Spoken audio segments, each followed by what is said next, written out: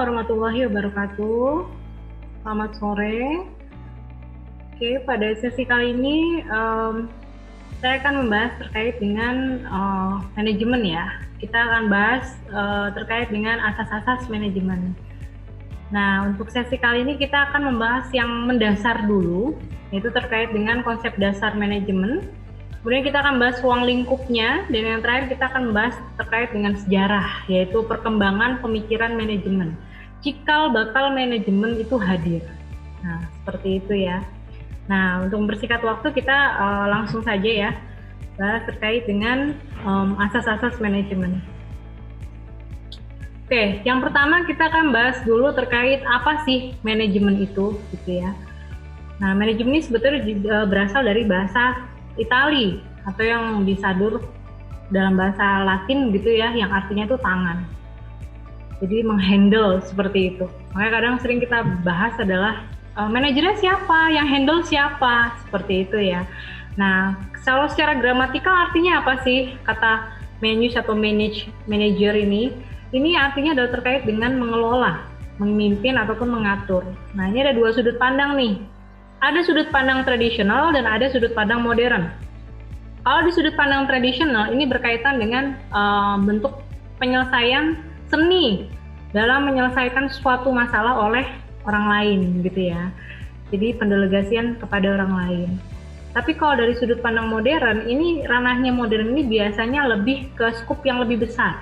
Jadi kalau di pandangan tradisional ini skupnya lebih kecil. Ya, jadi makanya kalau di tradisional dia berbicara terkait dengan orang lain. Tapi kalau di sudut pandang modern dia bicaranya adalah dalam konteks organisasi. Ya, jadi kalau di sudut pandang tradisional itu adalah menyelesaikan suatu oleh orang lain. Ya, kalau di sudut pandang modern ini adalah penggerak utama. Manajer itu adalah penggerak utama suatu organisasi agar dia bisa berfungsi atau dia bisa produktif. Oke. Dan kalau di sudut pandang tradisional, kita bicara tadi terkait fungsi secara subjeknya ya, subjektifnya. Kita bicara sekarang prosesnya. Kalau dalam proses tradisional, sudut pandang tradisional ini ya layaknya biasa yang kita dengar ya, berkaitan dengan manajemen. Jadi kalau misalnya kita bicara terkait dengan manajemen, dia tidak akan jauh-jauh dari proses perencanaan, pengorganisasian, kepegawaian, kemudian ada pengarahan dan pengendalian. Sedangkan kalau di bidang modern, dia kaitannya adalah dia bagaimana menciptakan lingkungan yang kondusif, ya, baik itu dari sisi internal maupun eksternal, ya. Jadi skupnya lebih luas.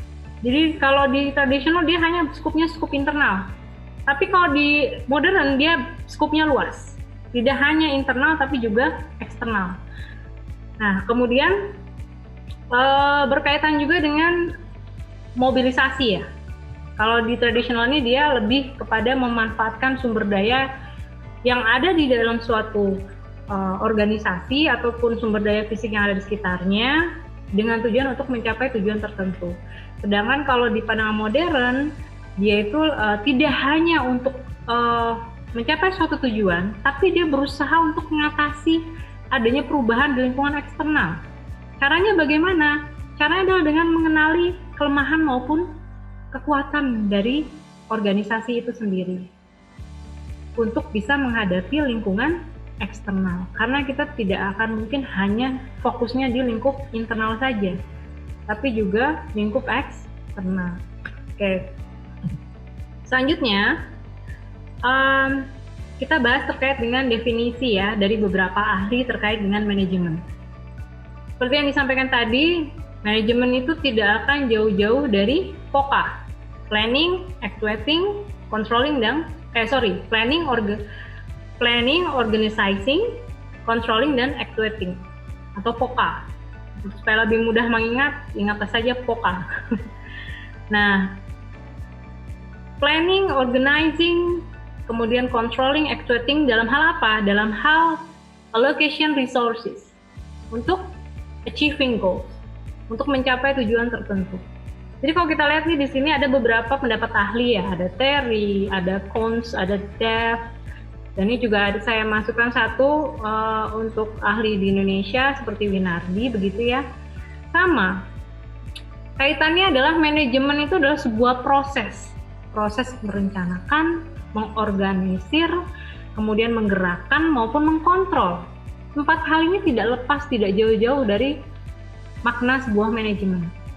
Nah, itu pendapatnya Terry ya. Tujuannya apa ya? Tujuannya untuk mencapai suatu tujuan tertentu, baik itu kemakmuran dari human atau manusianya ataupun dari yang lain begitu. Kemudian apalagi kalau di Terry ini dia memang fokusnya untuk mengkombinkan dari sisi perencanaan dan lain sebagainya dari berbagai macam resources untuk mencapai suatu tujuan tertentu. Sedangkan kalau dari Cons sama, kurang lebih sama, tapi dia lebih fokus kepada bagaimana mendesain ataupun merawat memaintain lingkungan dari individualnya agar bisa bekerja bersama mencapai efisiensi tertentu agar tujuannya lebih cepat tercapai atau pencapaiannya lebih baik, lebih optimal seperti itu. Sedangkan kalau si Dev ini lebih fokusnya adalah terkait dengan goals-nya. Bagaimana mencapai tujuan secara efektif maupun efisien dengan menggunakan POCA tadi, planning, organizing, controlling, dan actuating. Cuma kalau di sini dia bilangnya leading gitu ya. Nah, sedang kalau di Winardi dia bahas adalah terkait dengan proses. Semua kita bahas adalah terkait dengan proses. Proses yang khas berkaitan dengan POCA tadi dalam menentukan sasaran-sasaran yang atau tujuan-tujuan yang diharapkan dengan cara mengalokasikan berbagai macam sumber daya. Untuk itu, jadi apa sih konsep dasar manajemen dari yang tadi kita bahas dari berbagai macam ahli? Jadi ciri khasnya suatu manajemen itu adalah proses ya. Ada sebuah proses di mana proses itu perlu didesain, perlu dikelola untuk menciptakan lingkungan kondisi organisasi yang baik itu internal maupun eksternal, sehingga menciptakan kondisi yang layak ya, kondisi yang layak sehingga pencapaian tujuannya itu bisa efektif dan efisien. Begitu. Caranya bagaimana? Caranya adalah dengan bekerja sama. Kerjasama individual dalam sebuah kelompok. Karena seperti yang dikatakan bahwa manusia itu adalah makhluk sosial. Punya keciri khasan masing-masing. Punya kompetensi masing-masing. Spesialisasi masing-masing. Yang dikombinasikan, disatukan, lalu bisa saling menunjang ya. Saling menunjang satu sama lain sehingga mencapai tujuan yang baik. Nah, tujuan yang baik itu pasti dimulai dari suatu perencanaan yang matang, yang nggak harus matang ya. Setidaknya ada sebuah perencanaan yang baik dan dia pun bisa hasilnya atau prosesnya bisa diawasi supaya hasil akhir yang diharapkan itu bisa tercapai. Begitu. Nah, inilah yang kemudian si POCA ini kita sebut nanti ada pembahasannya itu terkait dengan fungsi-fungsi manajemen. Nah, oke, tapi untuk yang di sini kita bahas POCA itu hanya kulit luarnya saja begitu ya. Kemudian kita bicara terkait dengan the 6M. Ini masih kaitan dengan manajemen tadi ya. Tadi kan kita bicara konteks dasar dari manajemen. Terry ini menggadang yang namanya the 6M. Ada man and woman, money, materials, machine, method, and market. Ya, man and woman ini kaitannya dengan sumber daya manusia terkait dengan tenaga kerja yang harus berkolaborasi supaya bisa mencapai tujuan yang diharapkan oleh suatu organisasi atau oleh pemimpin. Nah, dalam hal ini apa sih yang menjadi hal utamanya? Hal utamanya adalah brainware ya. Kita bisa bilang brainware. Yang tadi saya sudah sebutkan di awal tadi bahwa setiap orang itu, setiap manusia punya skillnya masing-masing dan spesialisasinya masing-masing atau umumnya biasa disebut bakat ya. Setiap orang punya bakatnya masing-masing. Ketika semua bakat itu dikombinasikan dengan cara yang baik, dengan teknik yang baik, metode yang baik, maka akan menghasilkan hasil yang baik pula seperti itu. Namun dalam pelaksanaannya, sumber daya manusia ini juga harus diimbangi dengan resource yang lain. Salah satunya adalah resource money. Money dalam hari ini adalah terkait dengan modal, baik itu modal berupa uang, saham, ataupun aset, ya, Cuma kalau di sini aset itu dibagi ke mesin begitu ya. Jadi sumber daya terkait dengan di luar sumber daya manusia itu dibagi menjadi dua, ada money, ada mesin. Ya. Mesin di sini kaitan dengan office equipment seperti mesin, peralatan, perlengkapan, gedung, kantor, pabrik dan lain sebagainya. Oke. Sedangkan bahan baku ataupun segala sesuatu yang berkaitan dengan produk atau jasa yang kita buat, salah satu juga dengan office supplies seperti bahan habis pakai gitu ya, kayak ATK ataupun ya yang berkaitan dengan perlengkapan kantor yang sifatnya itu habis begitu ya. Lain dengan perlengkapan misalnya ini, kalau misalkan kita ambil contoh ya dalam bisnis penyajian makanan misalnya, yang dikatakan BHP itu apa? BHP itu misalnya seperti packaging makanan, yang dia tidak bisa, dia akan keluar, maksudnya dia akan ada perputaran cycle untuk dipakai dan itu tidak akan meninggalkan jejak di pantry atau di rumah itu, rumah workhouse-nya seperti itu namanya BHP ya. Beda lagi kalau misalnya perusahaan bukan kuliner atau yang lain, mungkin BHP-nya bukan packaging, misalnya kertas, misalnya kayak di kantor biasanya kertas, pulpen dan lain sebagainya. Nah itu office supplies ini termasuk salah satu materials yang digunakan untuk memproduksi barang atau jasa. Sedangkan perlengkapan yang dimaksud dalam mesin di sini adalah selain daripada peralatan. Terus kalau misalkan peralatannya itu adalah mesin, kemudian blender ataupun rice cooker seperti itu ya. Perlengkapannya di sini misalnya seperti sendok misalnya, sendok yang buat untuk nasi misalnya, atau yang lain yang sifatnya itu tidak habis, itu kita sebut perlengkapan. Kemudian ada metode ya. Metodenya ini terkait dengan tadi prosedur yang tujuannya berkaitan dengan efektivitas dan efisiensi. Metode ini juga berkaitan dengan teknologi dan teknik. Teknik ini metode ya. Teknologi biasanya berkaitan dengan teknologi. Semakin tinggi teknologinya, biasanya akan semakin efisien. Biasanya seperti itu. Kalau semakin efisien dan efektif, maka kecenderungannya akan meningkatkan laba, sehingga bisa meningkatkan kesejahteraan. Kemudian apalagi? Yang terakhir adalah market ya. Market ini kaitannya dengan konsumen, gitu. Market atau pasar ini akan menjadi sebuah, kalau untuk produsen itu akan menjadi seperti lahan pengujian ya, atau bahan evaluasi dari hasil yang diproduksi. Kenapa? Karena makanya kalau misalnya kita belanja online, biasanya kan ada review, gitu kan ya.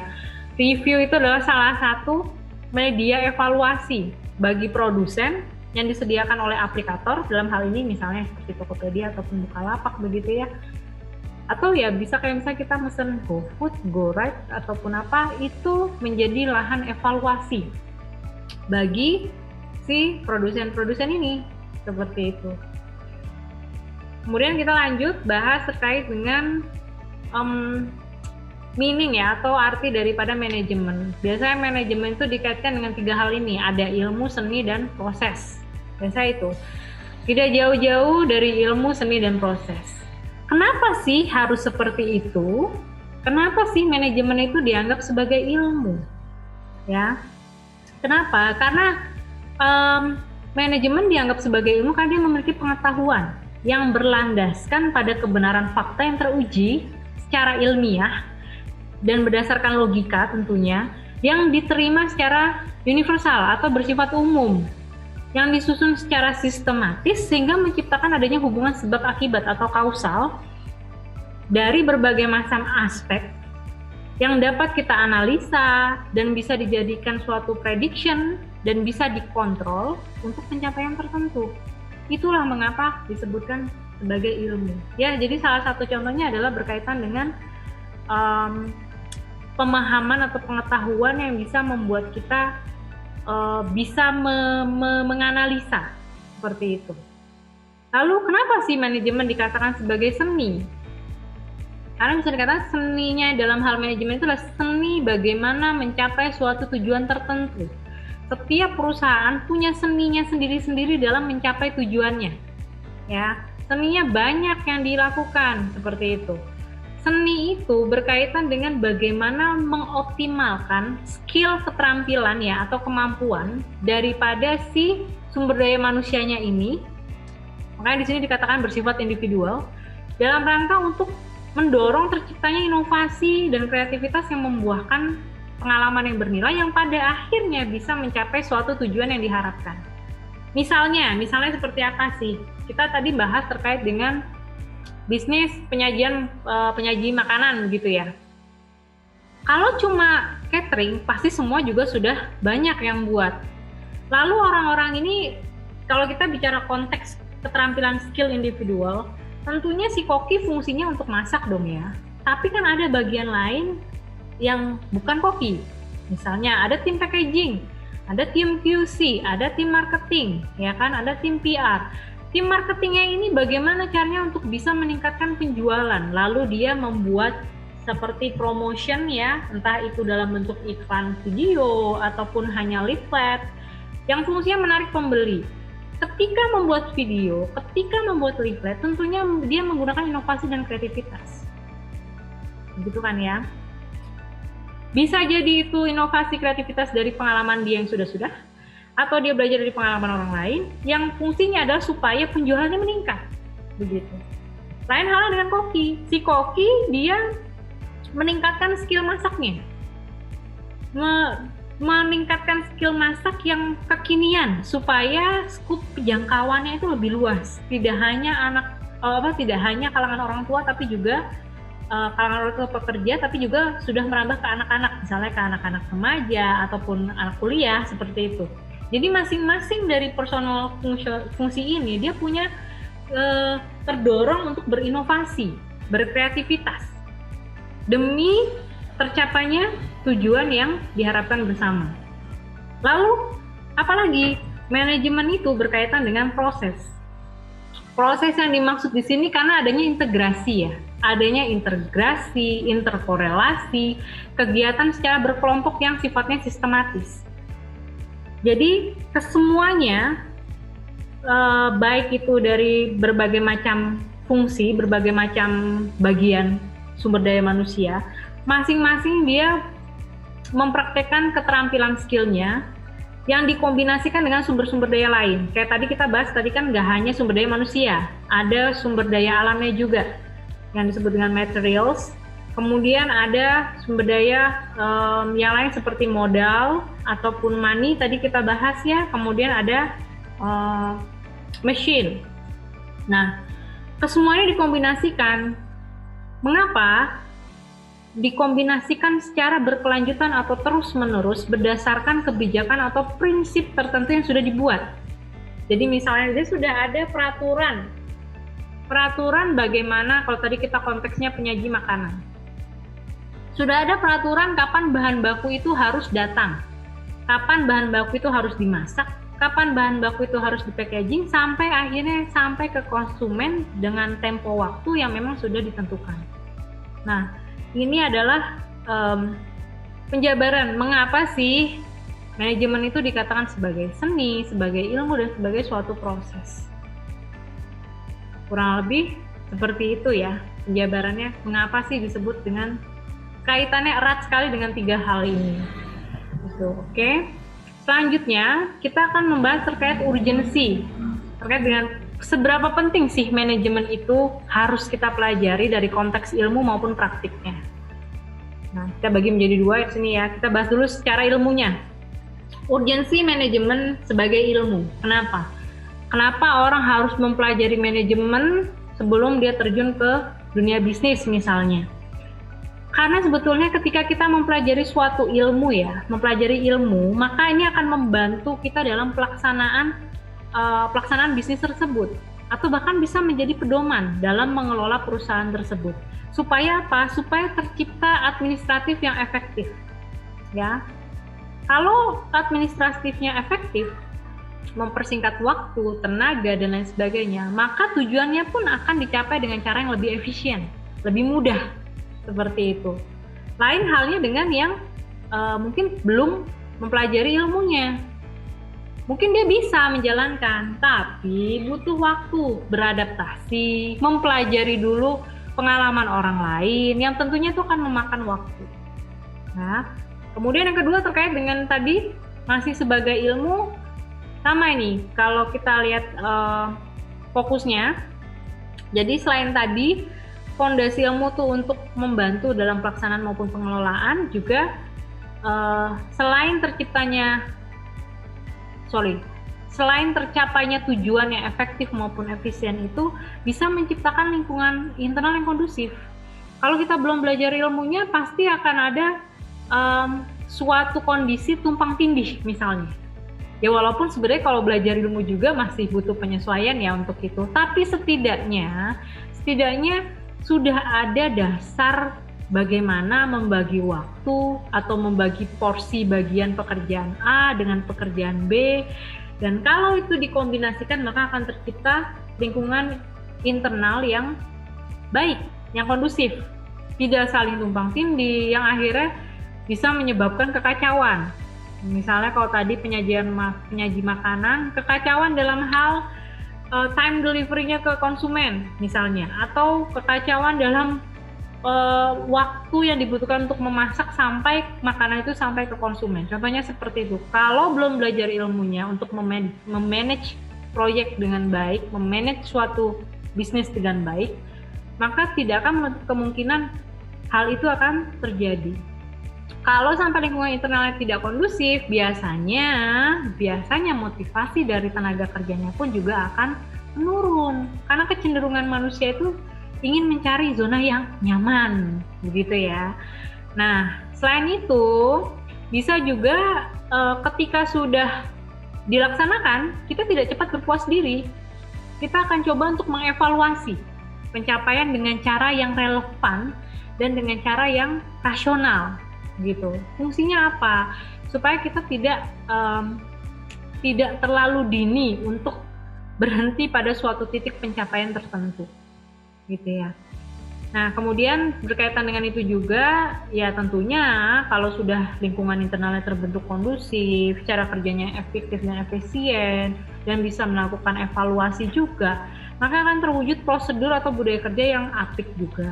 Kinerjanya juga semakin efektif, pengintegrasian skillnya juga semakin terpadu, makin selaras, sehingga tujuan pun itu bisa semakin mudah dicapai. Dan pembuktian dari efektif kinerjanya itu bisa dibuktikan melalui hasil ya. Jadi kalau misalnya kita mengaplikasikan ilmu manajemen, kemudian kita melihat hasilnya, mungkin itu bisa diperbandingkan dengan yang tanpa ilmu, gitu ya. Tidak akan mungkin sama, walaupun mungkin hasilnya serupa atau apa, tapi pasti tidak akan mungkin sama. Karena manajemen atau bisnis itu kan selalu bertumbuh, selalu berkembang, dinamis, dan butuh pembaruan ilmu agar bisa tetap sustain gitu. Lalu kenapa sih manajemen itu kalau misalnya hanya berhenti di ilmunya saja, berhenti hanya dalam pemakaian ilmunya, mempelajari ilmunya, tapi tidak dipraktekkan? Lalu apa sih yang terjadi? Nah, untuk itu kita bahas kenapa manajemen itu perlu dipraktekkan, ya.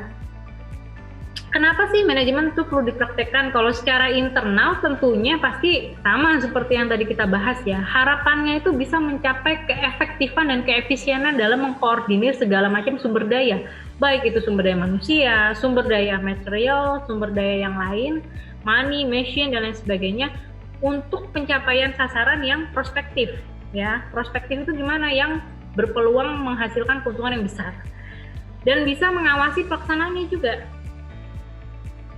gitu. Jadi tidak hanya berdasar teori saja, tapi juga kita bisa mempraktekkan dalam hal pelaksanaan fungsi-fungsi manajemen untuk membuktikan betul nggak sih hasilnya akan lebih baik seperti itu. Lalu apalagi kenapa sih harus dipraktekkan? Kenapa manajemen sebagai praktek itu? Karena dengan adanya manajemen itu kita juga bisa menghubungkan antara organisasi tidak hanya untuk internal tapi juga untuk eksternal. Sedangkan kalau untuk tadi ya, kenapa juga manajemen tuh harus dipraktekkan itu kalau dalam sisi motivasi tenaga kerja, itu juga ada kaitannya dengan mendorong adanya motivasi pencapaian individu maupun bersama. Jadi dengan adanya praktek dari suatu manajemen, itu akan mendorong terciptanya goals tidak hanya dari sisi organisasi, tapi juga dari sisi individu yang ada di dalam organisasi itu. Sebagai contoh, kalau misalnya kita kerja, tidak ada manajemen yang jelas, tentunya mungkin tugas kita akan rangkap-rangkap gitu ya. Tugas ini, tugasnya keuangan, juga ngurusin pajak, juga ngurusin pembukuan, juga ngurusin kebendaharaan gitu, tumpang tindih ya. Tentunya dia udah capek duluan untuk dengan job desk yang sangat banyak itu. Tapi kalau ada manajemen bahwa sudah dijelaskan porsi dari setiap plot-plot pekerjaan ini ada tanggung jawabnya masing-masing, jadi tidak bisa diemban oleh satu individu, maka akan dibagi-bagi. Tentunya waktu pengerjaan juga pasti akan lebih efisien, kemudian pencapaian hasil dari pengerjaannya juga pasti lebih cepat, sehingga mereka ini cenderung akan punya termotivasi untuk aku pengen lebih produktif lagi. Kenapa? Supaya bisa diangkat menjadi supervisor misalnya. Tapi kalau tidak dibagi ya, tidak ada manajemen di situ, tidak ada pengkoordinasian dan lain sebagainya, maka dia akan kayaknya aku jadi karyawan aja deh gitu, karena pekerjaan karyawan aja udah banyak, apalagi kalau aku jadi supervisor misalnya, seperti itu, karena skupnya tidak jelas, skupnya terlalu tumpang tindih satu sama lain. Begitupun kalau dalam sisi kolektif, dalam sisi yang bersama. Kalau misalnya kayak tadi penyaji makanan misalnya ya, tujuan bersamanya kalau sudah tercipta sense belonging yang tinggi, tentunya dia pengen menjadi catering yang ternama gitu. Misalnya tidak hanya menyediakan makanan saja, tapi dia bisa menyediakan makanan yang dengan dengan julukan tertentu. Misalnya ini catering yang rendah kalori, misalnya seperti itu. Catering rendah kalori tapi rasanya enak, atau catering vegetarian tapi bentuknya lucu-lucu seperti layaknya makanan umumnya, bukan vegan. Nah, itu kan sebuah pencapaian bersama, ingin menjadi nomor satu di bidang catering makanan yang custom. Nah, selain itu, kenapa harus dipraktekkan? Dalam manajemen itu ini ya, unik. Kalau dia memang sistemnya desentralisasi gitu ya, dalam pengambilan keputusan tidak hanya kepada direkturnya saja atau kepada pimpinan dari suatu usaha, misalnya kita katakanlah usaha kecil gitu ya, UMKM, maka dia akan terlatih secara tidak langsung jiwa kepemimpinannya ya. Dalam hal jiwa kepemimpinan ini kaitannya dengan pengambilan keputusan gitu. Dan juga dengan adanya manajemen ini antara satu bagian dengan bagian yang lain, dia juga akan melatih diri untuk bagaimana berkomunikasi secara pribadi maupun informasional agar terciptanya suatu tujuan yang baik. Misal bagian bendahara dengan bagian akuntansi gitu ya, accounting dengan bendahara, dia pasti ada komunikasi yang intens karena berkaitan dengan keuangan, tapi mereka punya porsi job description yang berbeda-beda. Namun tujuannya sama, menciptakan laporan keuangan yang baik tentunya untuk disajikan ke pimpinan, seperti itu ya. Nah, kalau tidak ada praktek manajemen, tentunya dia tidak tahu apa-apa yang harus disampaikan, apa yang harus yang bisa mengklikkan dari dua fungsi ini, dan dia tidak bisa mengasah dalam pengambilan keputusan atau leadership-nya gitu. Jadi secara ilmu maupun secara praktik, manajemen ini urgensinya sama-sama tinggi ya. Ilmu saja tanpa praktik tidak akan membuahkan pengalaman dari sisi yang seperti tadi, leadership ataupun komunikasi yang bersifat informasional. Tapi kalau hanya praktik tanpa ilmu, maka tidak akan tercipta efisiensi atau efektivitas dari yang dijalankan. Sehingga dua ini saling menopang. Dia harus ada ilmunya dan harus dipraktikkan supaya ada pengalaman dan ada hal-hal lain yang tidak bisa didapat dari hanya belajar ilmunya saja. Oke. Nah, ini adalah gambaran ya. gambaran terkait dengan tadi 6M tadi, berkaitan dengan tadi yang kita sudah bahas POKA. Kalau tadi kita belajar terkait dengan ilmu dan prakteknya, maka ini adalah hasil akhirnya seperti ini. Bahwa kalau kita bisa gambarkan seperti ini tadi ya, 6M-nya Terry dikombinasikan dengan adanya POKA atau manajemen ya, proses manajemen, baik itu planning, organizing, kemudian ada controlling dan executing, akan menghasilkan resultnya yang optimal. Harapannya seperti itu, dengan cara yang efektif dan efisien tentunya. Kemudian kita akan membahas terkait dengan kenapa manajemen itu bersifat interdisipliner. Ya, ini kita berbicara tentang integrasi konseptual.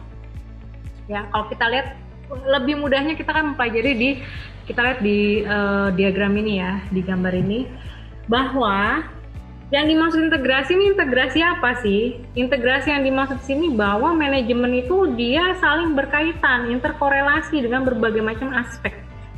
Nah, aspek yang paling luar, paling eksternal nih berkaitan dengan administrasi ya.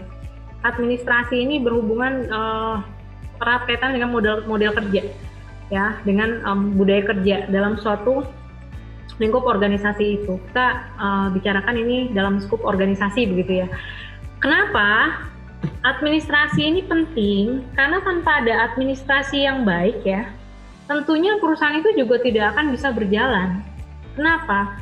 Ya salah satu contoh seperti ini.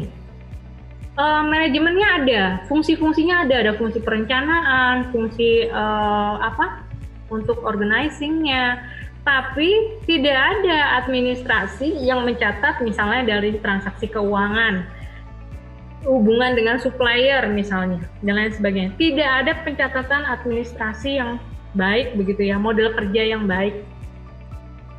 Maka tentunya ini tidak akan menopang dari si manajemen itu sendiri. Namun jika administrasinya juga suatu hal baik, tentunya manajemennya akan berfungsi lebih optimal. Nah, manajemen yang dimaksud di sini yang lingkar merah ini ya POKA tadi, perencanaan, organizing, controlling, dan executing dalam hal bekerja sama antar tenaga kerja, SDM yang kita bahas tadi.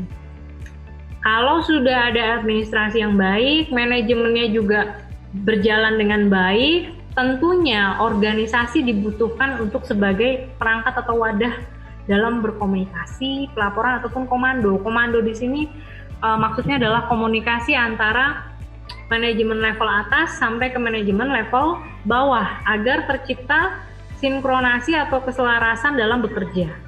Ya, tanpa ada organisasi, tidak jelas hierarki pelaksana dalam sebuah organisasi, dalam sebuah lingkup tertentu, tentunya juga akan menjadi ambiguitas. Ya, kita nggak tahu kepada siapa nih kita bertanggung jawab. Laporan kita harus diserahkan kepada siapa? Kalau tidak ada organisasi yang digunakan sebagai suatu wadah untuk menghubungkan adanya komunikasi, pelaporan maupun komando dari berbagai macam aspek, maka tentunya tidak akan berjalan sebagaimana yang seharusnya.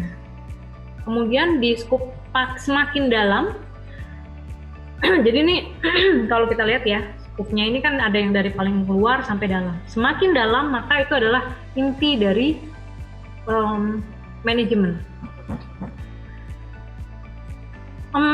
Kemudian yang selanjutnya adalah ring terkait dengan kepemimpinan. Nah, kalau kita sudah berbicara organisasi, tadi kita berbicara hierarki, ada berbagai macam level manajemen begitu ya, maka ada pemimpinnya. Suatu organisasi pasti punya pemimpin, yang mana pemimpin itu sangat berpengaruh bagi segala macam bagian. Seorang pemimpin butuh kepemimpinan atau leadership.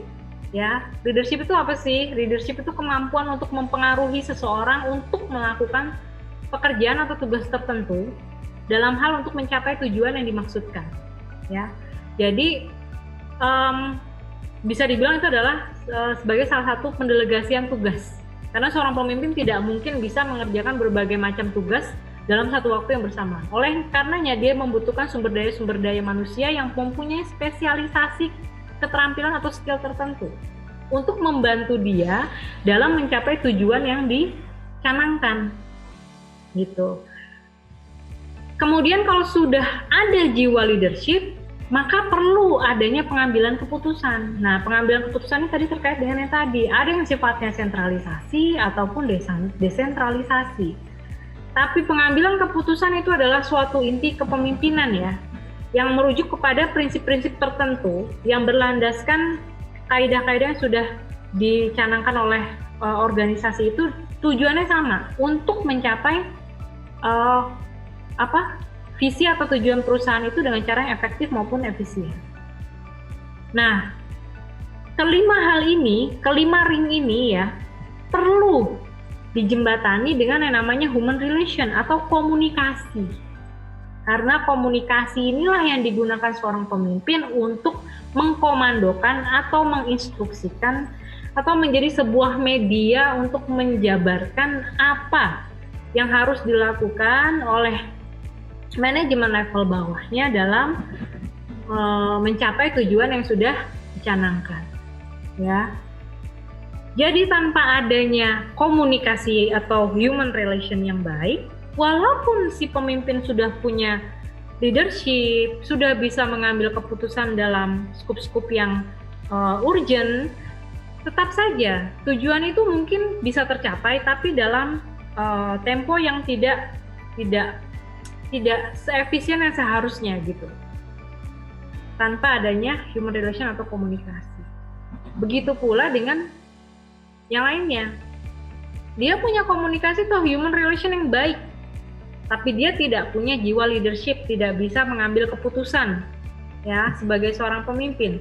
Tentunya si organisasi ini, baik itu tenaga kerjanya atau manajemennya, tentunya juga tidak akan bisa mencapai tujuan dengan baik gitu. Jadi keenam aspek ini ya saling berkorelasi, saling berintegrasi. Oleh karenanya disebutkan manajemen itu bersifat interdisipliner.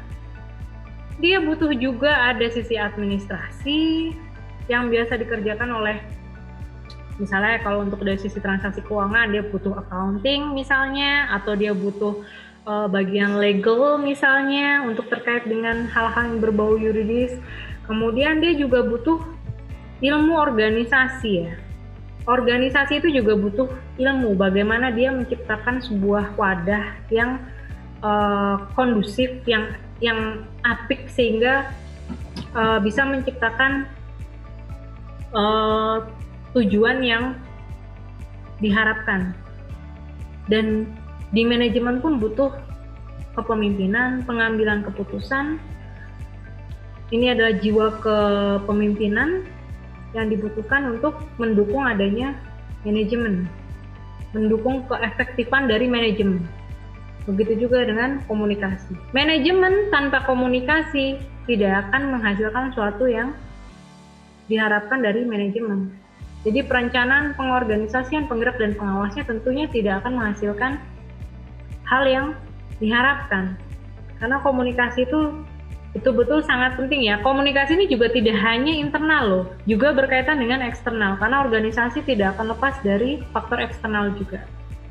Oke, jadi itulah yang disebut kenapa manajemen bersifat interdisipliner. Karena dia saling berkaitan dengan berbagai macam aspek yang saling berkaitan untuk mendukung terciptanya manajemen yang baik dalam suatu organisasi dalam rangka mencapai tujuannya. Oke, lanjut. Kemudian, nah ini yang tadi kita bahas ya, terkait dengan ruang lingkup. Kita bahas sekarang ruang lingkup, ini berkaitan dengan tadi, diagram yang bundar tadi, ini berkaitan dengan bagaimana manajemen itu bersifat interdisipliner. Karena ada hierarki ya, organisasi itu pasti ada hierarkinya. Ada top manager, middle, kemudian ada low manager atau first line manager yang masing-masing punya job desk-nya masing-masing, punya fokus penyelesaian masalahnya juga dengan cara yang masing-masing. Jadi kalau top manager biasanya lebih general ya, dan lebih krusial. Segala keputusan yang diambilnya tentunya sangat berdampak pada perusahaan itu. Berbeda dengan middle manager atau functional manager ataupun di low line manager. Nah ini adalah ruang lingkup manajemen secara umum, vertikal. Ya, secara vertikal seperti ini, ada top manager, middle maupun first line manager. Kemudian kalau secara khusus itu lingkupnya lebih ke arah fungsional, Ya, ini contoh ruang lingkup fungsional dari ruang lingkup manajemen. Kalau tadi vertikal ada top, middle, low. Ini secara fungsional di hierarki yang kita sebut tadi kita singgung di organisasi adalah seperti ini. Ada bagian finance, operation, marketing, R&D, menyesuaikan dengan lingkup bisnisnya, ya, lingkup organisasinya. Semakin besar organisasinya, tentunya ruang lingkup fungsionalnya juga semakin banyak, ya. Dan semakin misal kalau seperti sekarang mungkin udah ada pembaruan lagi ya, misalnya di bagian digitalize misalnya atau analytical gitu ya. Ini kebetulan contohnya nggak ada ya. Nah, contohnya seperti ini. Nah, bagian administrasi yang dimaksudkan tadi itu terkait dengan yang ini, seperti procurement, accounting, ya kan, sales. Nah, ini kan biasanya semuanya ini pasti ada jejak administrasinya, ya, sehingga bisa sampai ke manajer, bisa sampai ke direktur. Jadi dalam suatu organisasi butuh kesulitan dalam kerjasama untuk mencapai tujuan bersama tadi. Nah, jadi kalau misalnya dimaksud dengan middle manager atau middle management, ya contohnya adalah misalnya manajemen keuangan, produksi, dipimpin oleh manajer keuangan. Nah, itu adalah middle management biasanya. Kemudian kita beralih ke perkembangan teori manajemen nih. Nah, kalau tadi kita bahas konsep dasar dari manajemen, kemudian ruang lingkupnya, ya. Sekarang kita bahas ke sejarahnya. Kalau nggak kenal maka tak sayang gitu ya. Maka perkembangan teori manajemen ini, pemikiran manajemen itu juga menjadi hal yang penting ya. Untuk bagian yang pertama ini diagram supaya kita lebih memudahkan cara membahasnya. Jadi dalam perkembangan pemikiran manajemen itu terbagi menjadi 5 ya. Ada yang sebelum ada batasnya, biasa di teori klasik ya. Ini adalah pre-classical contribution, yaitu seperti Adam Smith dan beberapa penulis ataupun pemikir di era tahun sebelum Masehi, bahkan ya, pokoknya sebelum abad ke-19 lah ya, baru masuk ke teori klasikal. Jadi kalau yang pre-classical itu dipelopori oleh Adam Smith ya, Wealth of Nation, ini terkenal banget ya pada eranya. Kemudian bergeser ke teori klasikal ya, teori klasik. Ini ada aktor-aktornya ini, aktor ya. Pemikir-pemikirnya ini ada di scientific management dan general administratif. Jadi ada yang pendekatan administratif, tapi ada juga pendekatan pendekatan ilmiah ya, manajemen ilmiah. Kemudian ada yang behavior atau nyebutnya kita human resources approach ya. Jadi ini terkait dengan behavior. Ini lebih concernnya di SDM gitu ya, lebih concern di sumber daya manusianya. Kemudian bergeser lagi ke pendekatan pendekatan kuantitatif ya. Jadi sudah bergerak ke arah yang lebih analytical data ya kalau kuantitatif. Dan yang terakhir adalah berkaitan dengan integrative approach. Jadi ada kombinasi antara kuantitatif maupun dengan yang sebelumnya seperti behavior dan sebagainya, itu diintegrasikan, makanya namanya integrative approach. Jadi ada berkaitan bagaimana menghubungkan data-data analisis dengan behavior, kemudian dengan aspek-aspek yang lain lah ya dalam suatu organisasi. Oke, sekarang kita bahas ya. Yang pertama, kita bahas ini di pre-classical contribution dulu, ini sebelum abad ke-18 ya. Saya ambil 3 contoh saja. Sini ada Suzu, ini abad ke-6 sebelum Masehi. Ini dia membuat buku seni perang ya. Di buku seni perang ini dia sudah membahas terkait dengan bagaimana mengenali kelemahan dan kekuatan dari diri organisasi itu ya. Mungkin kalau dalam konteks ini dia kerajaannya seperti itu ya, untuk mendayagunakan untuk mengeksploitasi kelemahan lawan. Itu sudah ada. Ini kan juga salah satu unsur manajemen ya. Bagaimana memanfaatkan kekuatan kita untuk menghadapi kelemahan lawan.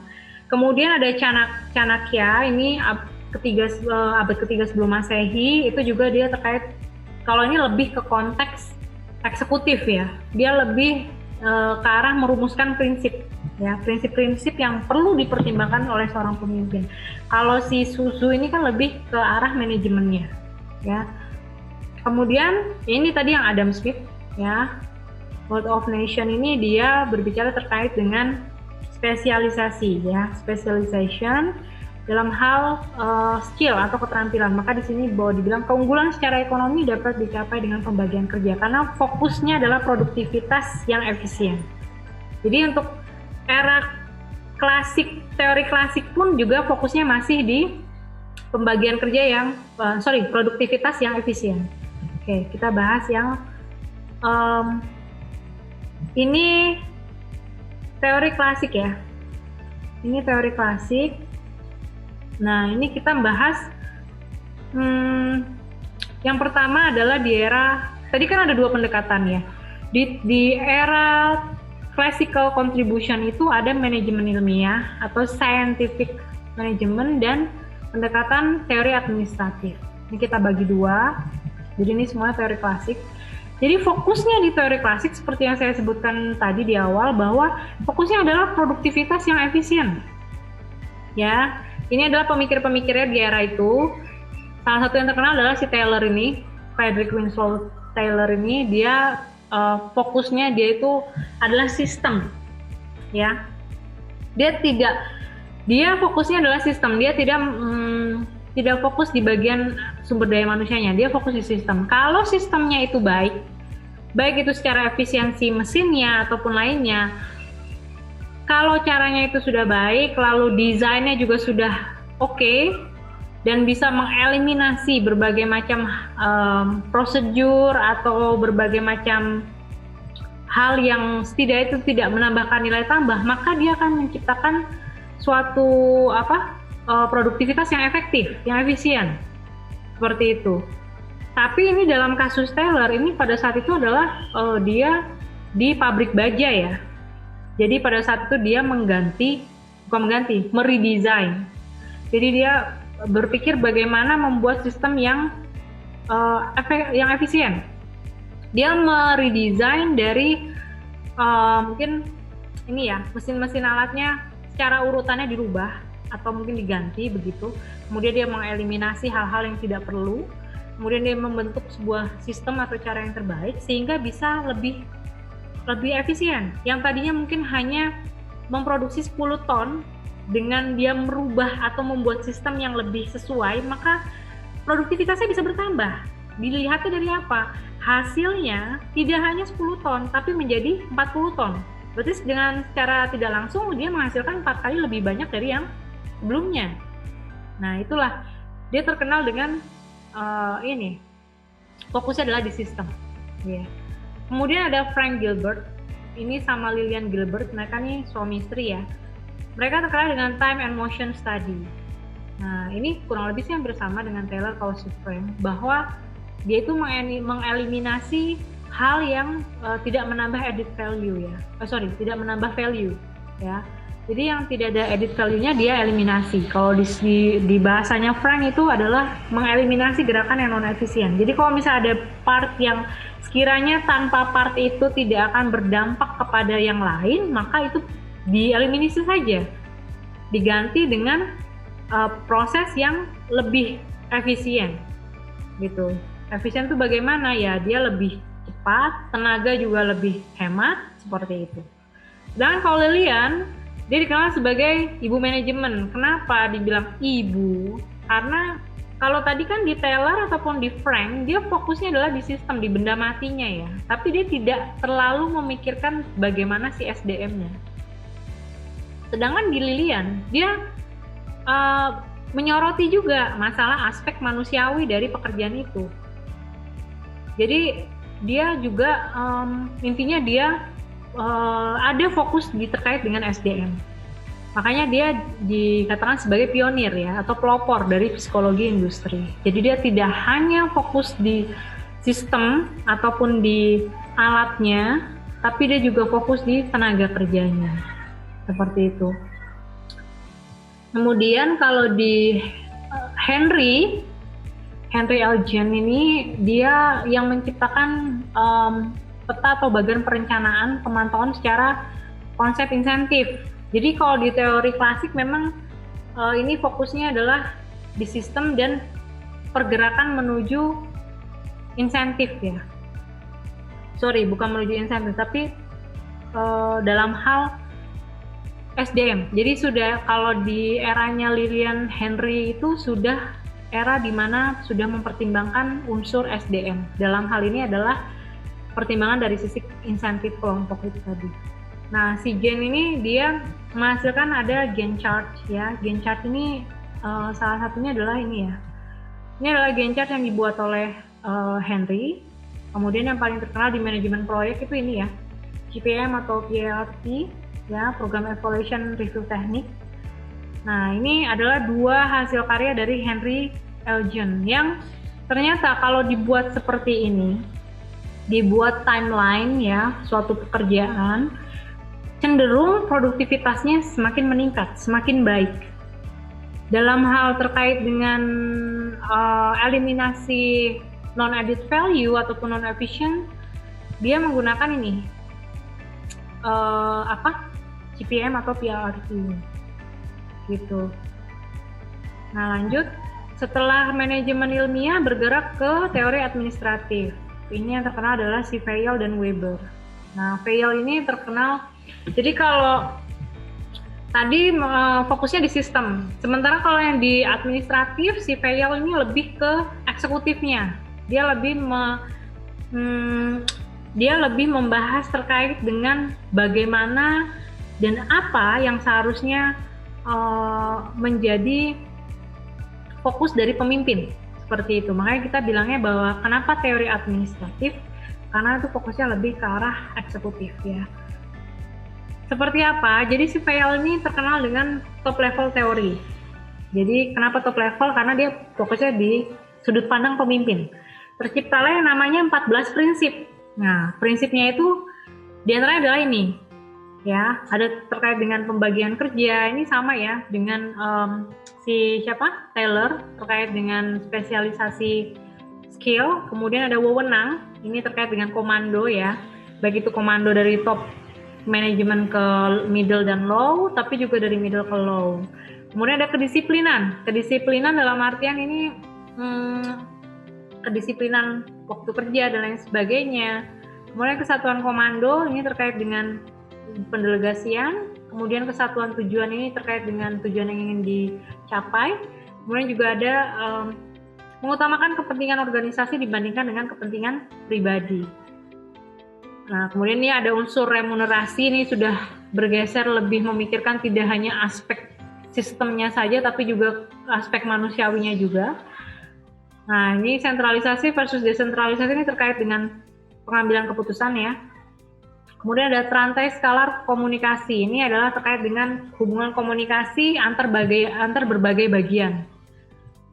Ini yang kita bilang tadi human relation ya. Human relation begitu pentingnya. Kalau di sini sebutnya dengan rantai skalar komunikasi. Kemudian ada tata tertib yang dibuat ya. Kalau di kita mungkin nyebutnya SOP begitu. Kemudian ada keadilan. Keadilan di sini berkaitan dengan ini ya, perlakuan antara yang top manajemen, middle, ataupun hanya yang karyawan biasa. Kemudian ada stabilitas periode kerja. Ini berkaitan dengan kenyamanan dari si pekerjanya sendiri. Kenyamanan bahwa terjaminlah dia bekerja dalam tempo tertentu. Jadi dia tidak memikirkan kemungkinan terjadinya suatu kondisi di mana dia harus berhenti dari pekerjaan itu. Jadi ada kepastian periode kerja. Kemudian ada inisiatif ya, dan ada satu keselaratan. Inisiatif di sini maksudnya adalah terkait juga dengan sentralisasi dan desentralisasi. Jadi tidak hanya bekerja di bawah perintah, tapi di satu momen dia juga harus mendorong kreativitasnya untuk berani mengambil keputusan atau berinisiatif untuk menyuarakan suatu ide yang sifatnya itu untuk mengefisienkan untuk mencapai tujuan bersama tadi gitu. Nah, sementara dari 14 prinsip tadi, di sini barulah sudah pertama kali tercetusnya yang namanya POKA. Cuma kalau di sini ada 5 ya, 5 elemen dasar. Tidak hanya POKA, ada satu lagi yaitu terkait dengan wewenang. Jadi sudah bicara tentang perencanaan, sudah bicara tentang organizing, sudah berbicara tentang control, sudah bicara tentang actuating ya, dan ada wewenang. Nah, ini si Vail ini sudah mencanangkan POKA itu, unsur dasar dari manajemen. Disinilah pertama kali tercetuskan yang namanya manajemen secara tidak langsung ya, dari si Vail ini. Nah, sedangkan si Max Weber ini terkenal dengan pendekatan birokratif ya. Jadi dia mementingkan sekali yang namanya hierarki otoritas. Seperti yang kita bahas tadi, ya, baik yang sisi ruang lingkup vertikal maupun horizontal ya, fungsional maupun yang hierarki komando. Ini berkaitan dengan hierarki otoritas. Menurut Weber, bahwa kalau tidak ada hierarki otoritas yang jelas, tentunya itu akan menyebabkan ambiguitas, akan menyebabkan terjadinya miskomunikasi, terjadinya misefisiensi dari suatu organisasi itu sendiri. Kemudian yang kedua ada kepemilikan terpisah. Jadi harus memisahkan antara kepemilikan yang bersifat pribadi dan kepemilikan yang bersifat untuk organisasi, supaya tidak ada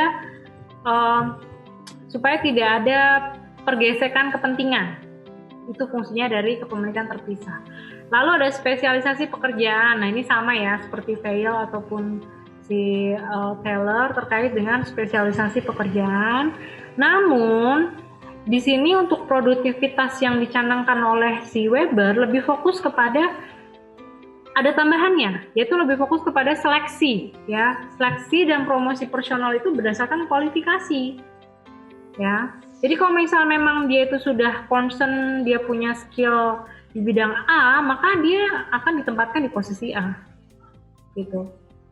Kemudian ini yang 5 adalah kelengkapan pencatatan administratif, ya sama seperti bagian tadi ya, yang kita bilang di paling bagian eksternalnya adalah administratif.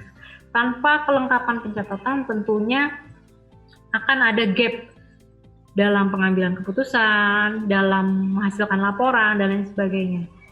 Dan yang terakhir tata tertib. Ya, tata tertib dan kedisiplinan ini menjadi hal yang paling penting karena ini berkaitan dengan lingkungan ya, terciptanya lingkungan yang kondusif. Kalau satu bagian tertib, satu bagian tidak tertib, tentunya akan saling bergesekan. Misalkan bagian produksi sudah tertib ya, bagian produksi sudah menjalankan produksinya sesuai dengan jadwal. Tapi bagian yang distribusi untuk ke distributornya, dia tidak tertib. Maka kan produknya ini akan telat sampai ke konsumen. Contohnya seperti itu. Kalau ada keterlambatan, otomatis pemasukannya pun juga akan terlambat. Itu contoh sederhananya seperti itu. Jadi bisa kita simpulkan di sini bahwa dalam teori klasik fokus utamanya adalah produktivitas yang efisien. Ditandai dengan rendahnya standar hidup, pola padat karya, dan upah yang murah ya untuk tenaga kerja. Oleh karenanya ada case upah murah, si Lillian Gilbert ini menyoroti aspek manusiawinya. Nah, karakteristik dari teori klasik itu adalah terkait dengan penekanan perhitungan ekonomi dan berkaitan dengan insentif pekerja. Ya, fungsinya apa? Jadi berkaitan dengan insentif, konsep insentif ini kan baru masuk setelah era Lillian Gilbert ya. Insentif yang dimaksud di sini bahwa kalau di pola pikirnya Taylor itu adalah kalau memang sistemnya sudah oke, pasti produktivitasnya juga akan oke. Ya, tapi kalau dari sisi Lillian dan Henry, dia berpikir bahwa kalau manusianya atau SDM-nya ini tercukupi dari sisi pendapatan yang cukup, insentif yang cukup, tentunya dia akan bekerja lebih optimal, begitu. Jadi ketika kebutuhan seseorang terpenuhi, tentunya dia akan berusaha secara optimal mungkin kan ya. Tidak hanya sekedar hanya bekerja saja begitu. Atau bahkan dia akan mencari pekerjaan lain sehingga dia tidak fokus di pekerjaan yang itu. Nah, itu adalah karakteristik di teori klasik sudah memperhitungkan terkait dengan insentif pekerja dengan tujuan mendorong potensi optimalnya. Kemudian yang kedua apa? Di teori klasik itu emosi manusia tuh harus dikontrol secara logis dan rasional oleh struktur pekerjaan. Makanya tercipta yang namanya penekanan hierarki otoritas oleh Weber. Seperti itu. Kemudian selain itu adanya pandangan negatif atas sifat-sifat manusia atas penghargaan. Jadi mungkin di era klasik ini lebih cenderung ketika ada suatu penghargaan tertentu malah justru membuat produktivitas itu menurun gitu. Tapi tentunya dipengaruhi oleh faktor-faktor yang lain ya, dan sifatnya pasti subjektif.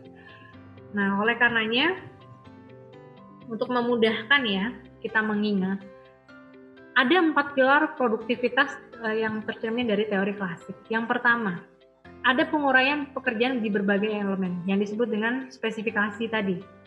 Ya, ada spesialisasi tadi. Kemudian ada seleksi, ya. Ada seleksi, pelatihan dan lain sebagainya yang berfungsi untuk penyesuaian kemampuan dengan pekerjaan. Kemudian ketiga, ada standarisasi atau SOP yang kita kaitan dengan tata tertib, berkaitan dengan disiplin. Itu ada standarisasi, spesialisasi secara fungsional. Yang terakhir ada kita bicara terkait dengan insentif finansial. Ya, sudah masuk nih insentif finansial walaupun eranya baru setelah Lillian Gilbert. Kelemahan dari teori klasik ini adalah mengabaikan konteks sosial. Contohnya kayak tadi, sebelum muncul insentif finansial untuk SDM, sebelumnya kan tidak dibahas di era sebelum Lillian Gilbert. Ya, kemudian juga tidak memperhatikan keragaman individu dan masukan dari pekerja. Jadi tidak memperhatikan terkait dengan beragamnya keahlian dari berbagai macam individu yang berbeda-beda. Jadi dia lebih memfokuskan kalau misalkan memang dari sisi seleksi kualifikasinya itu punya skill A, maka kalau memang belum memumpuni dia akan dilatih. Seperti itu. Oke, sekarang kita lanjut ke neoklasik. Ini terkait tadi dengan behavior ya. Ya. Jadi ini kita terkait dengan bukan behavior, human approach ya, human relation approach. Nah, di teori neoklasik kita sudah bicara dalam aspek manusia dalam organisasi. Kalau tadi di Lillian kan baru sebatas membicarakan insentifnya, ya. Kalau di teori neoklasik ini bahasannya sudah lebih jauh lagi. Ini terbagi menjadi 4 ya. Jadi kalau tadi di aspek manusia hanya diukur dari kategori insentif atau uang, tapi di teori neoklasik ini sudah bergeser. Nah, yang pertama kita bahas adalah humanistic perspective. Humanistic perspective ini dipelopori oleh Mary Parker Follett dan Chester Bernard. Di sini yang lebih ditekankan adalah pentingnya memahami perilaku atau behavior dari tenaga kerja, kebutuhannya maupun sikap manusia dalam tempat kerja.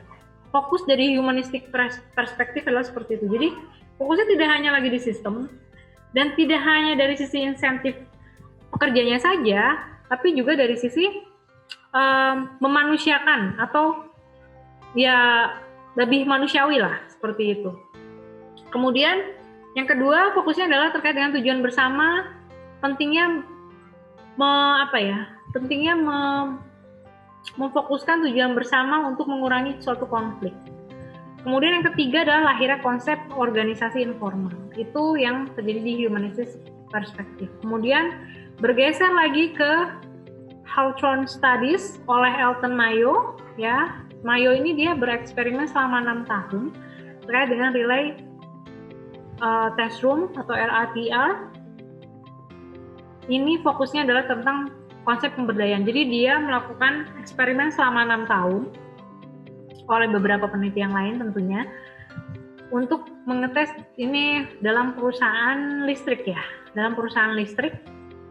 Kemudian sama, konteksnya adalah dia meneliti behavior dari pekerjanya, ya, bagaimana produktivitas pekerjanya dengan berbagai macam tes yang mereka lakukan.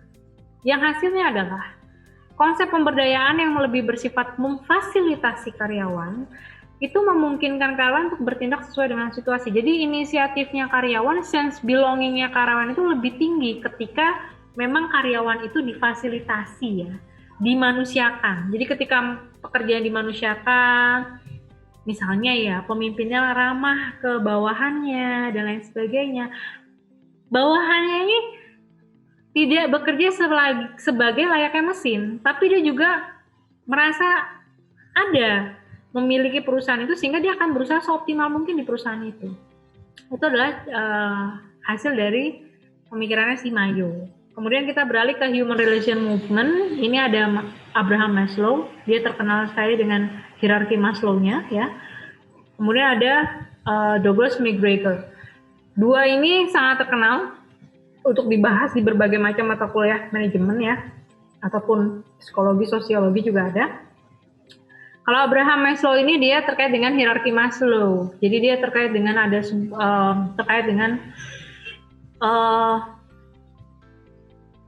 pembagian nanti kita bahas di slide selanjutnya. Jadi hierarki Maslow ini dia jadi fokusnya itu bagaimana melihat manusia itu atau tenaga kerja itu dari sisi 5 level, ya, dari 5 tingkatan, baik itu dari sisi fisiologis, keamanan, kemudian sense belongingnya atau perasaannya, kemudian kepercayaan diri maupun aktualisasinya. Sedangkan yang Gregor ini terkenal dengan teori X dan teori Y. Teori X-nya ini dia menginterpretasikan manusia dengan segala sifat negatifnya. Kalau teori Y itu dia menginterpretasikan dengan sifat positifnya. Contohnya seperti apa sih? Contohnya adalah teori sifat negatif manusia. Misal, manusia itu cenderung untuk malas. Manusia itu cenderung untuk kalau tidak ada sebuah hukuman, dia tidak akan menjalankan segala sesuatu dengan seharusnya. Itu teori X-nya. Teori Y-nya adalah tiap manusia itu akan berupaya dengan sesungguhnya atas dasar keinginan dirinya. Jadi antara teori X dan teori Y ini memang berseberangan begitu, ya. Nah, tapi yang di Human Relation Movement ini, untuk McGregor, asumsinya manajemen itu bahwa manusia atau pekerja itu adalah sesuai dengan teori Y. Jadi bagaimana manajemen itu mengaturnya supaya si pekerjanya ini bisa berproduktivitas dengan efisien. Jadi fokus dari Human Relation Movement ini adalah pekerja yang puas itu akan bekerja lebih giat. Jadi kalau tadi yang di Mayo, kalau pekerjanya diperlakukan dengan baik dan dia difasilitasi dengan baik, tentunya dia akan bekerja secara optimal. Ya, kalau di humanistik hampir mirip dengan si Mayo tadi. Kalau di Relation Movement, kalau pekerjanya puas, dia akan bekerja lebih giat. Nanti kita belajar yang hierarki Maslow tadi terkait dengan kepuasan, tingkat kepuasan yang semakin lama semakin tinggi itu apa sih gitu. Kemudian yang keempat, behavioral science, ini terkait dengan perilaku, ya, dipelopori oleh Fred, Victor, dan Edwin. Nah, ini tuh perpaduan antara metode ilmiah berbasis sosiologi, psikologi, dan antropologi serta ekonomi dalam pengembangan teori perilaku, ya. Salah satu contohnya hasilnya adalah pengembangan organisasi ataupun matriks organisasi. Yang intinya adalah semakin bisa beradaptasi terhadap perubahan, maka peningkatan dari pemecahan suatu masalah dalam organisasi akan semakin baik. Begitu. Bagaimana caranya untuk bisa beradaptasi dengan perubahan? Oleh karenanya kita perlu mempelajari adanya behavioral, ya, mempelajari perilaku dari si SDM-nya ataupun si pelaku SDM-nya maupun pemimpinnya dalam menanggapi berbagai macam hambatan internal maupun eksternal. Ketika itu bisa dilewati, otomatis pemecahan masalahnya pun juga akan lebih baik gitu. Jadi dalam konteks teori neoklasik, jadi uang itu bukan satu-satunya faktor yang menyebabkan adanya peningkatan pekerjaan. Kalau di teori klasik tadi kan menyebutkan bahwa insentif itu menjadi suatu faktor yang membuat produktivitas meningkat. Tapi di teori neoklasik dia menjabarkan tidak seperti itu, bahwa tidak hanya faktor uang, tapi ternyata perlakuan kita, baik itu dari sisi tadi yang humanistic perspektif terkait dengan pemenuhan perilaku yang baik, kemudian pemenuhan kebutuhan seperti yang disampaikan oleh Mayo maupun yang human relation movement dan behavioral science, itu menyebabkan adanya peningkatan kinerja, ya. Karyawan akan cenderung memberikan kinerja yang seoptimal mungkin ketika pemimpin mereka melakukan hubungan atau relation communication yang baik kepada bawahannya. Begitu juga dengan hal-hal lain yang berkaitan dengan aspek manusia di dalam organisasi itu. Nah, ini tadi kita bahas tentang Maslow teori ya. Nah, ini sekarang kita bahas bahwa di Maslow teori hierarki Maslow ini kita kasih contoh ya. Maslow teori ini ada berbentuk piramid ya. Yang paling dasar itu berkaitan dengan kebutuhan fisik, physical needs. Kemudian kita ambil contoh seorang pekerja yang bekerja di suatu organisasi. Tentunya pekerja itu sudah melakukan tugasnya dan dia mendapatkan gajinya begitu ya. Nah, ketika dia mendapatkan gajinya, maka hal utama yang dia penuhi, yang dia puaskan dari diri dia adalah kebutuhan dasarnya. Ya makan, istirahat, air, dan lain sebagainya. Kalau kebutuhan itu sudah dipenuhi, maka kebutuhannya akan meningkat, naik level. Dia butuh keamanan, ya, kenyamanan. Salah satu contohnya adalah gimana? Contohnya adalah mungkin kalau aku sakit, aku nggak bisa kerja, gitu ya. Kalau aku kecelakaan, aku juga bagaimana? Kan aku harus seperti apa? Oleh karenanya pihak manajemen memberikan yang namanya asuransi, ya, asuransi jiwa, asuransi kesehatan, atau dana pensiun. Kalau misalnya dia sudah tua, dia ada jaminan untuk tetap bisa menikmati masa pensiunnya dengan nyaman, seperti itu. Tugasnya manajemen atau bagian HRD begitu ya, human relation ya, dia akan memberikan serving ya, pemuasan kebutuhan mereka dalam bentuk seperti itu, asuransi, kemudian DPLK, pensiun dan lain sebagainya. Kalau itu sudah terpenuhi, maka dia akan naik lagi kebutuhannya. Kebutuhannya adalah ingin untuk dicintai ya, diberikan kasih sayang atau perlakuan yang sepadan. Nah, ini kita bicara di teori neoklasik. Bahwa ketika, kalau tadi kan yang bagian level bawah nih, terkait dengan safety needs dan physical needs, ini kan sudah dibahas di teori klasik. Pemenuhannya hanya pada aspek yang mendasar. Ya, begitu semakin kebutuhannya semakin meningkat, dia butuh yang namanya kebutuhan lingkungan internal kerja yang kondusif, dia butuh diperlakukan dengan baik. Maka yang bisa dilakukan manajemen adalah menciptakan lingkungan yang kondusif, menciptakan lingkungan yang kompetitif secara individual internal, tapi tidak menimbulkan perpecahan, justru malah meningkatkan efisiensi pekerjaan dari internal dari perusahaan itu. Gitu. Kemudian setelah sudah terpenuhi itu, dia akan naik lagi kebutuhannya. Kebutuhannya apa? Ingin dihargai, ya, ingin dihargai dari segala pencapaiannya.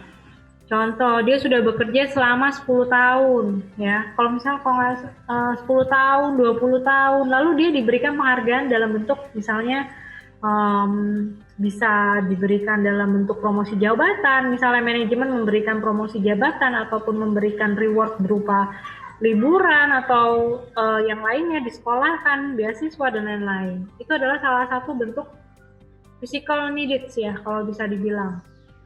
Jadi kebutuhan untuk diperlakukan dengan baik, kebutuhan untuk dihargai, itu adalah kebutuhan psikis. Ketika kebutuhan fisikalnya sudah dipenuhi, naik ke kebutuhan psikis. Dan kebutuhan puncak yang paling tertinggi adalah aktualisasi.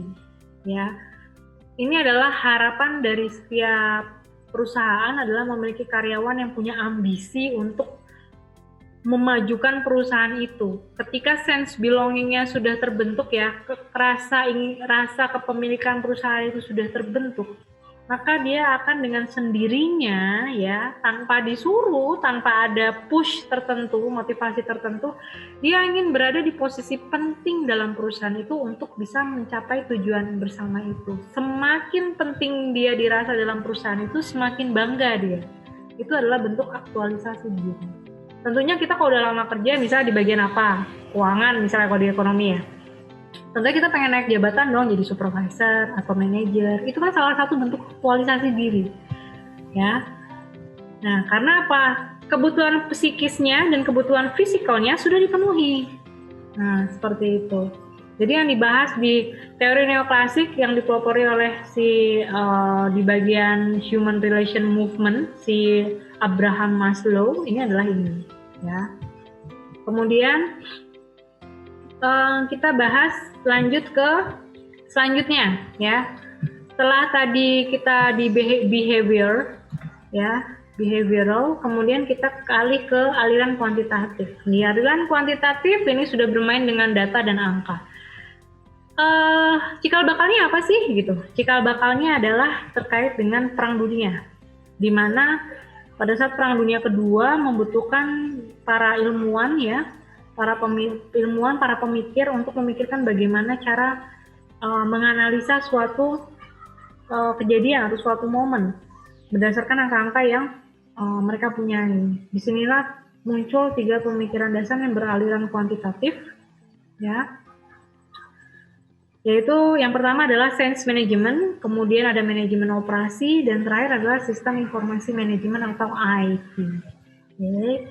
Sense management atau manajemen ilmiah ini ya memang hampir mirip dengan teori klasik. Bedanya di teori klasik itu sangat sederhana manajemen ilmiahnya. Tapi kalau di aliran kuantitatif, manajemen ilmiahnya tidak hanya sekedar memikirkan dari sisi sistem, merubah mencari cara terbaik, tapi juga berdasarkan pengembangan model matematika yang membantu organisasi dalam bereksperimen menentukan pengambilan keputusan ya. Jadi ini sangat bermanfaat sekali bagi tim eksekutif. Dengan tujuan apa? Ya tadi, efisiensi dan efektif. Dari sisi apa? Ya waktu, tenaga, uang, dan lain sebagainya. Tokohnya siapa? Tokohnya itu Drucker. Dia punya konsep of corporation. Jadi dia ada menciptakan pemrograman linier, ada kontrol proses statistik yang fungsinya untuk pengambilan keputusan. Lanjut ke manajemen operasi, ini lebih diarahkan, namanya aja manajemen operasi ya. Jadi pemecahan masalahnya ada terkait dengan perusahaan manufacture ya. Perusahaan manufacture ini fungsinya adalah agar produksi dari produk ataupun jasanya itu bisa lebih efisien, seperti itu. Contohnya yang hasil dari karya manajemen operasi adalah terkait inventory ya. Inventory misalnya, kemudian ada program linier, ada teori antrian, bahkan scheduling, dan simulasi atau analisis impas. Kalian bisa belajar di sesi mata kuliah yang lainnya.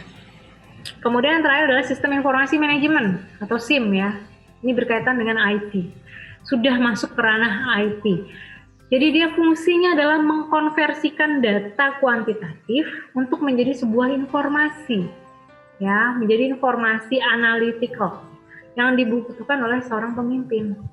Jadi misalkan dia bisa memproyeksikan berapa sih biaya yang dibutuhkan untuk proyek A, proyek B, seperti itu. Berapa sih, apa sih yang harus dialokasikan sumber dayanya untuk melakukan proyek A, proyek B, dan seterusnya. Dan sama, juga ada scheduling karyawan sebagaimana di manajemen operasi. Jadi dia sudah kombinasi nih, tidak hanya untuk. Jadi SIM ini adalah kombinasi antara sense management dengan manajemen operasi. Kalau sense management hanya fokus di konteks tertentu saja. Manajemen operasi fokusnya di manufacturing, ya, terkait dengan produksi pokoknya. Kalau di SIM ini fokusnya tidak hanya scope 2 tadi, tapi scope cakupannya lebih banyak, lebih luas gitu. Kemudian ini terkait dengan yang terakhir ya. Yang terakhir ini berkaitan dengan aliran terintegrasi atau terkini, integration approach ya. Jadi terkait di teori sistem ini menyatakan Judulnya tadi sistem ya. Sistem itu saling berintegrasi, saling berinterelasi. Jadi setiap bagian dalam organisasi itu akan saling berpengaruh atau saling berinterelasi antara satu dengan yang lain demi mencapai tujuan bersama. Kalau kita lihat nih di diagram ini ya, di gambar ini mencerminkan nih dari berbagai macam. Kita bisa lihat di masukannya ya. Oh, tapi sebelum itu kita bahas ini dulu deh. Ada 5 komponen sistem dalam suatu, ada 5 komponen dalam suatu sistem ya. Ini kaitannya dengan masukan sumber daya. Masukan di sini adalah terkait dengan sumber dayanya. Sumber daya yang tadi kita sebutkan di 6M tadi kan, ada sumber daya manusia, ada sumber daya materials, mesin, kemudian ada uang, itu termasuk sumber daya. Yang kemudian dilakukan sebuah proses ya. Dilakukan sebuah proses yang menggunakan teknologi, menggunakan teknik tertentu, yang sifatnya untuk menghasilkan keluaran berupa produk atau jasa, yang akhirnya jasa dan produk itu dilempar ke pasar, ya, dilempar ke pasar atau ke konsumen demi tujuan untuk mendapatkan feedback, ya, entah feedbacknya berupa pembelian ulang, ya, reorder, ya, atau bentuk komplain, atau bentuk saran, kritik, seperti itu. Yang kemudian akhirnya dari hasil review tersebut ya, dari hasil feedback yang diberikan oleh pasar atau customer, maka akan menciptakan eksistensi organisasi itu dalam lingkungan. Ya bisa dibilang ini adalah sebuah brandingnya gitu. Sampai detik ini kan kita juga banyak ya menemukan produk atau jasa dengan brand-brand tertentu yang sudah terkenal. Oh, ini brandnya bagus, kualitasnya bagus, seperti itu. Nah, ini adalah fungsi dari 5 komponen sistem tadi, bisa dilihat di gambar yang di sebelah kiri ini. Nah, dalam pengintegrasian suatu sistem, itu ada sistem yang terbuka, ada sistem yang tertutup. Tapi bisa dipastikan semua organisasi itu pasti sistemnya terbuka. Karena tidak akan mungkin suatu organisasi hanya memikirkan dari sisi internalnya saja. Pasti dia ada berhubungan dengan sisi eksternal. Oleh karenanya kalau misalnya dalam kita sering temui ya, ada program CSR gitu ya. Nah itu kan salah satu bagaimana adanya relation communication dengan pihak eksternal. Ada beasiswa, misalnya kayak salah satu produk rokok itu, dia nggak hanya produk rokok ya, banyak ya perusahaan lain juga yang menggadangkan beasiswa gitu ya. Itu salah satu bagaimana perusahaan atau organisasi itu berinteraksi yang mengindikasikan mereka menggunakan sistem terbuka. Lalu apalagi ciri khas dari aliran terintegrasi dan terkini, dia adanya sinergi. Sinergi adalah keselarasan, berjalan seiringan, itu namanya sinergi. Sinergitas antara unit-unit organisasi yang bisa bekerja sama. Meskipun unitnya banyak, kalau tidak bisa solid bekerja sama, tentunya dia tidak akan bisa mencapai hasil atau tujuan yang sudah dicanangkan. Oleh karena perlu adanya sinergi, ya, dan perlu adanya integrasi, ya, antar subsistem yang ada. Jadi kan setiap unit tentunya punya sistem masing-masing. Ada sistem keuangannya, ada sistem produksinya, ya kan? Ada sistem yang lain-lainnya lah pokoknya. Sistem penjadwalan ke SDM-nya, karyawan, dan lain sebagainya. Sistem tadi itu harus saling berintegrasi, ya. Saling berintegrasi yang saling mempengaruhi. Sebagai contoh, misalkan perusahaan manufacture, ya, apa aja. Di Indonesia kan banyak ya perusahaan manufacture. Kalau ada sistem, misalnya sistem, ya katakanlah yang tadi kita bahas ya, sistem distribusinya terganggu atau sistem penjadwalan karyawannya terganggu, shiftingnya ada miss, sehingga ada sebuah case di mana satu waktu karyawannya itu tidak sesuai dengan kapasitas yang seharusnya, kurang pegawai. Sementara ada berbagai macam mesin yang harus dioperasionalkan dengan orang-orang yang punya spesifikasi skill tadi. Otomatis produksinya pun juga akan terhambat. Begitu kan ya? Mungkin bisa dijalankan tapi hanya setengah proses. Nah, ini adalah salah satu makna dari integrasi. Saling bergantung dan saling berpengaruh. Ketika yang satu sistem itu tidak bisa berjalan, maka sistem lain pun juga akan terhambat.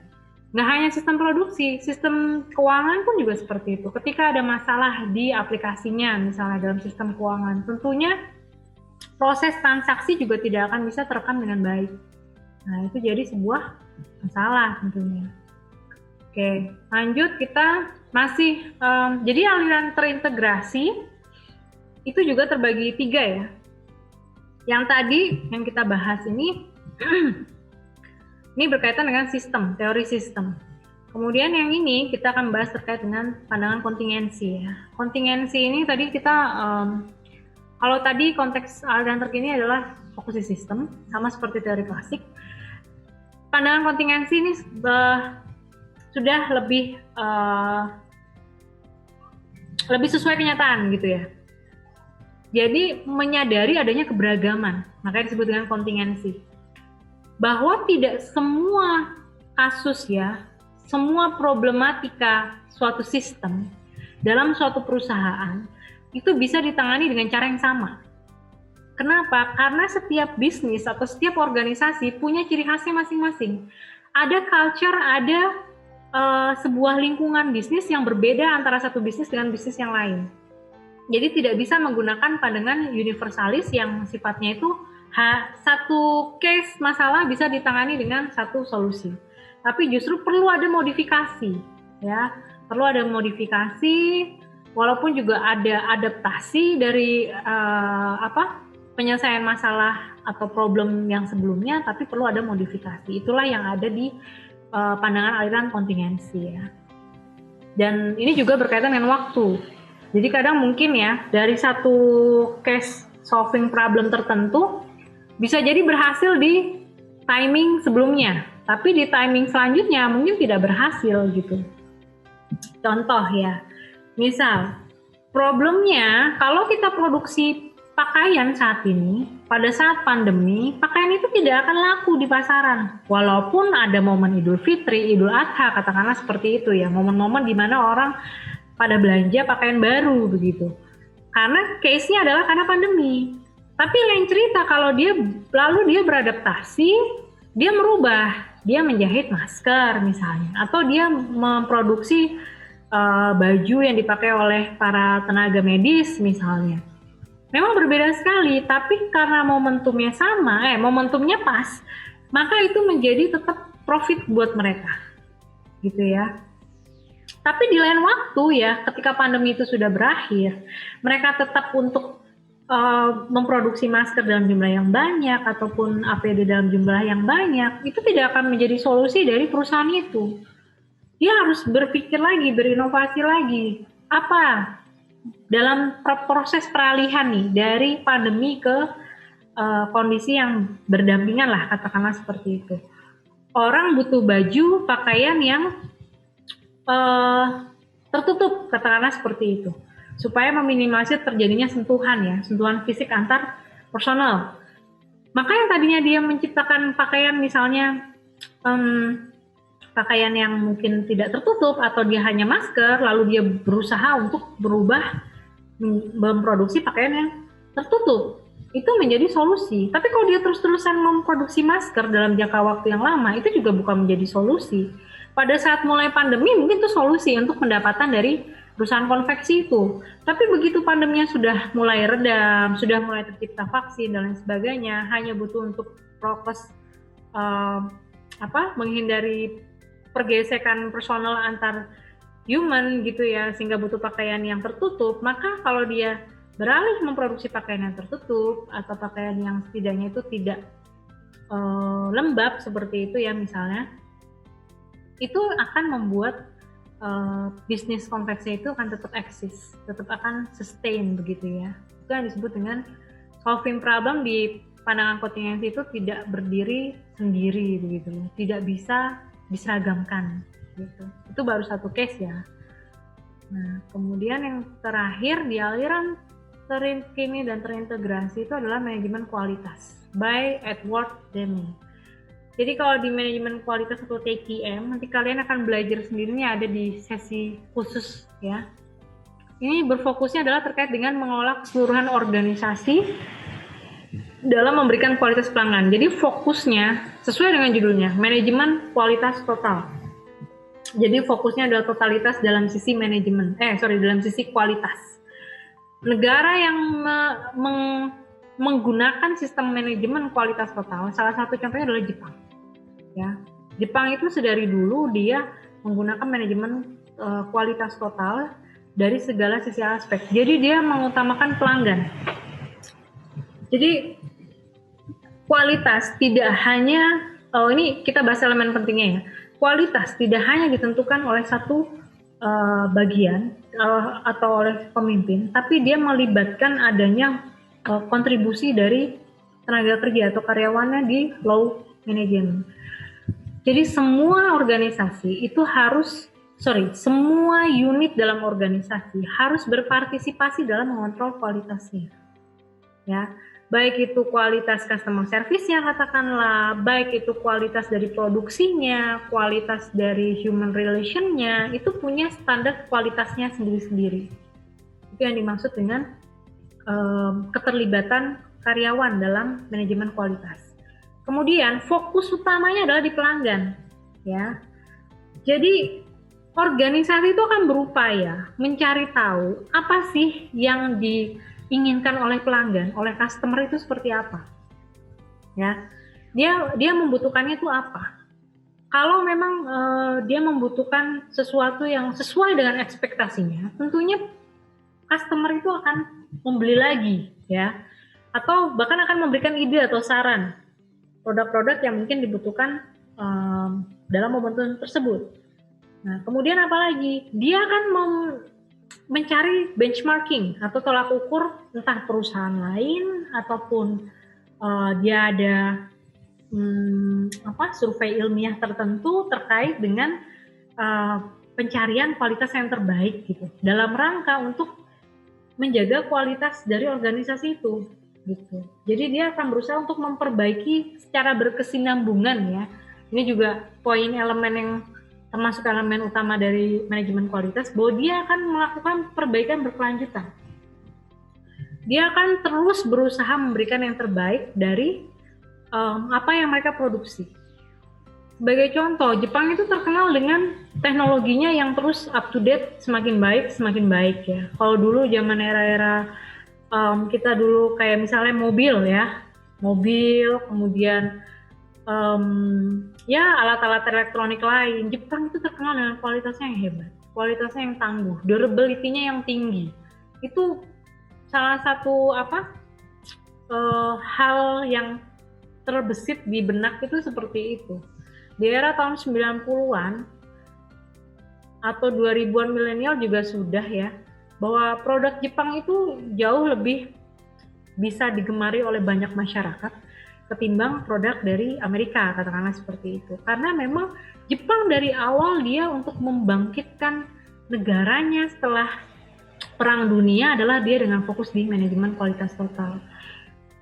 Penciptanya bukan dari Jepang, sama orang Barat juga. Tapi entah kenapa manajemen kualitasnya tidak terlalu dilirik oleh para organisasi di negara Barat, justru malah Jepang yang mengadopsi lebih dulu, hingga kini pun masih seperti itu. Nah, ini adalah sekilas sejarah ya terkait dengan pemikiran manajemen dan konsep dasar manajemen serta ruang lingkupnya. Nah, untuk sesi berikutnya kita akan membahas lebih dalam terkait dengan fungsi-fungsi manajemen. Saya harap dengan ini bisa lebih memahami ya bagaimana konteks dasar dari manajemen, atau yang kita tadi bahas adalah diingatnya POCA ya, planning, organizing, controlling, dan actuating. Itu hal yang mendasar dari manajemen.